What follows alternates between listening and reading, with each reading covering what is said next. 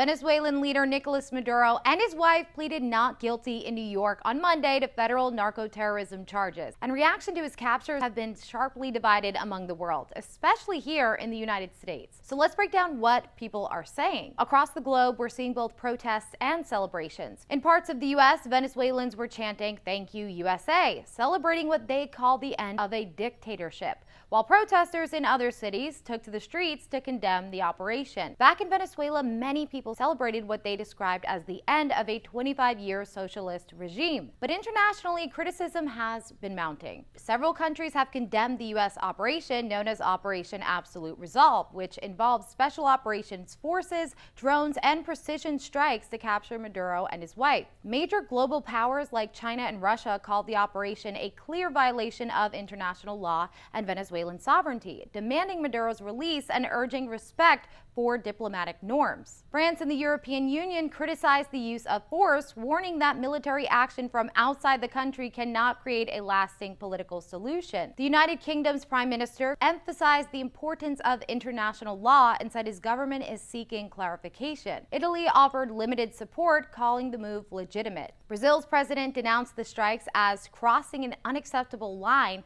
and warned they could destabilize the region. Mexico, Colombia, and other regional governments echoed those concerns, calling the action an assault on sovereignty and warning of humanitarian risks. Now, Argentina's president, however, praised the capture, calling it a step forward for liberty and democracy. Here in the U.S., reactions have also been split. Many Republicans praised the operation as decisive, while Democrats warned it could pull the U.S. into another conflict and harm America's standing globally. What all of us witnessed last night was sheer guts and grit, gallantry, and glory of the American warrior. House Speaker Mike Johnson also praised the strikes, calling them decisive and justified and saying they protect American lives. Senate Majority Leader John Thune defended the operation as the lawful execution of a valid U.S. warrant and an important step toward justice. But not everyone agrees. New York City Mayor Zohran Mamdani condemned Maduro's arrival in the city, calling it a violation of federal and international law. And Senator Bernie Sanders also criticized the move, writing, "President Trump has once again shown his contempt